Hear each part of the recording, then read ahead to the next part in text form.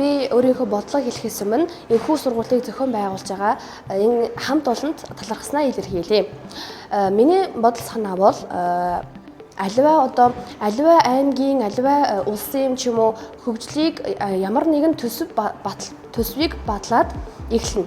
Тэгтэл одоо манай аймгийг авч үзэхэд Баян-Улгийн аймагт ямар нэгэн тэмцээн байгуулад хүүхдүүдийг оролцуулаад хөгжилд нь идэвхт нь нэмэр болъё, хөгжүүлье гэж бодсон ч төсөв батлуулсан ч манай аймгийн сурагчдын ямар нэгэн тэмцээнд оролцох чадвар ч юм уу оролцох сонирхол нь маш сул байна.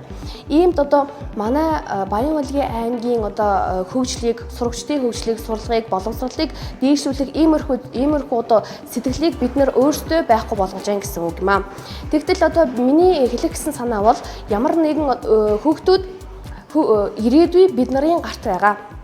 Түүнчлэн ямар нэгэн тэмцээн, уралдаан ч юм уу тиймэрхүү зүйл бид нар идэвхтэй оролцож байх ёстой. Ирээдүй бид нарын гарт байгаа гэж хэлмээр байна.